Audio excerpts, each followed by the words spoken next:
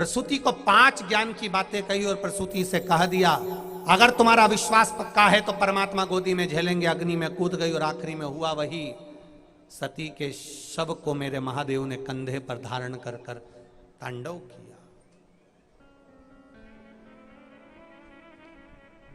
ज्ञान की मुद्रा है माता प्रसूति, और माता प्रसूति ने कदर्म ऋषि की धर्म पत्नी माता देहूति जो सती की बड़ी बहन है उनको भी ज्ञान दिया। तू क्यों दुखी रहती है जीजी, तू मुझसे बड़ी है। देहूति प्रसूति से बड़ी थी। मनु शत्रुपा की 3 कन्याओं में प्रसूति छोटी है और देवहूति बड़ी है। तू मुझसे बड़ी है, और बड़ी होकर तू, बड़ी होने के बाद में भी तू ये क्या गलत करना। मेरे घर में 9 कन्याओं का जन्म हुआ पर बेटा नहीं हुआ, पुत्र नहीं हुआ। प्रसूति ने कहा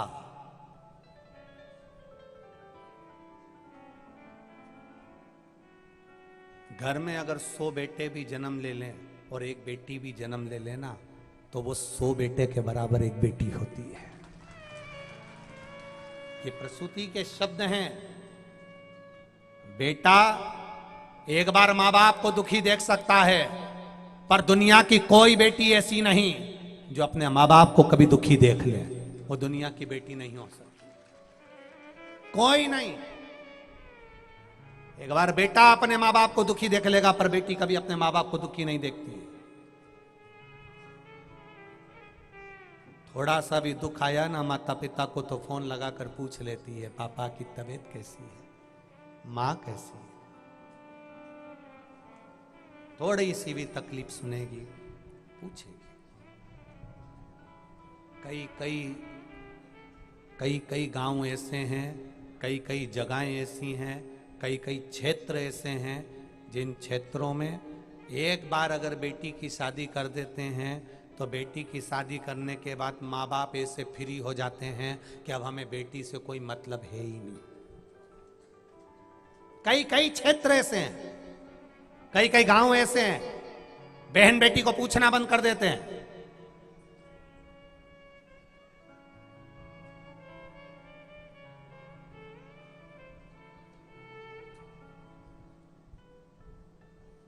एक बार ब्याह कर गई, पूछना बंद हो गया। नहीं, शिव पुराण कह रही है गाय अगर तुम्हारे दरवाजे पर आती है, संत ब्राह्मण अगर तुम्हारे दरवाजे पर आते हैं और बहन बेटी अगर तुम्हारे दरवाजे पर आती है तो तुम्हारे घर का काल हर कर चली जाती है। गौ माता तुम्हारे दरवाजे पर आए, बहन बेटी तुम्हारे दरवाजे पर आए, संत ब्राह्मण तुम्हारे दरवाजे पर आए, वो तुम्हारे काल का हरण कर लेते हैं। कोई दुख आने वाला था, कोई तकलीफ आने वाली थी, कोई कष्ट आने वाला था, कोई बीमारी आने वाली थी, कोई रोग आने वाला था, गाय दरवाजे पर आ गई। घर के लोगों ने कहा भी रोटी दी थी, डंडा लेकर पहुंच गए, ना दूसरी बार आ गई ना, दूसरी बार रोटी दे दो। ध्यान देना, आप जितना बांट कर चलते हो ना उतना आपके पास प्राप्त होता है, उतना प्राप्त होगा। स्वयं खा लेना सुकृति है, छुड़ा कर खा लेना विकृति है, और बांट कर खाना ये भारत देश की संस्कृति है। बांट कर खाइए।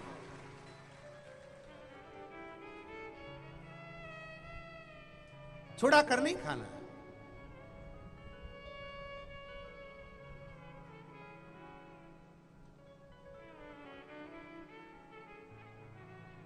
प्रेम से पाइए, एक सुख के साथ, एक आनंद के साथ।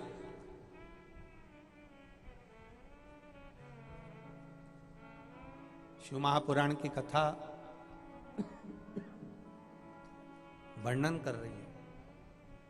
देवहूति माता ने, प्रसूति छोटी है, देवहूति माँ उसके पास में जाकर कह रही हैं कि मेरे घर में 9 कन्याओं का जन्म हुआ, एक भी बेटा नहीं है, बेटे का जन्म हो। तो प्रसूति ने कहा देवहूति तेरे घर में 9 कन्या जन्मी कोई बात नहीं, मेरे घर में तो 84 कन्याओं का जन्म हुआ है। कितनी कन्या? 84। और जितना बेटों ने नाम रोशन नहीं करा, उससे ज्यादा वो 84 कन्याओं ने नाम रोशन कर दिया। 84 कन्या दक्ष प्रजापति के यहां पर आई हैं। तेरे यहां तो 9 आई है, केवल 9 कन्या। प्रसूति, मैं चाहती हूं कि मेरे गर्भ से जो बेटा जन्म ले वो संसार सागर का उद्धार करे, संपूर्ण विश्व का कल्याण करे। बस जैसे ही देवहूति ने कहा कि संपूर्ण विश्व का कल्याण करे ऐसा बेटा हो, प्रसूति खुश हो गई। जिस माता के हृदय में ये आ जाता है कि मेरा बेटा ऐसा जन्म ले जो संपूर्ण संसार का कल्याण करे। आज के माता बच्चे को जन्म देती है तो भगवान से बस इतना कहती है, इतने साल से औलाद नहीं हुई, एक औलाद दे दो भगवान, इतने साल से औलाद नहीं, औलाद दे दो। भगवान से तुम्हें कहना चाहिए, इतने साल के बाद अगर औलाद दे रहे हो तो ऐसी देना जो पूरे विश्व का कल्याण कर दे। हम कहते हैं भगवान 10 साल हो गए, 5 साल हो गए, 4 साल हो गए, 3 साल हो गए, संतान नहीं हो रही, ऐसी कृपा कर दो, औलाद दे दो, संतान दे दो, संतान दे दो, संतान दे दो। क्या करोगे कचरा इकट्ठा करके? भगवान से कहो इतने साल के बाद अगर संतान दे रहे हो तो ऐसी देना जो पूरे विश्व में मेरे घर का नाम रोशन करे और पूरे विश्व का कल्याण करे। भजन कीर्तन स्मरण, राष्ट्र की रक्षा, सनातन धर्म की रक्षा करती रहे, ऐसी औलाद होना चाहिए। ऐसी औलाद स्वामी विवेकानंद जैसी, रामकृष्ण परमहंस जैसी, नामदेव जी जैसी, मीराबाई जैसी, कर्माबाई जैसी, ध्रुव जैसी, प्रहलाद जैसी औलाद हमारे घर में देना। भगवान भगवान से ये प्रार्थना करा करो कि औलाद देना तो ऐसी दे।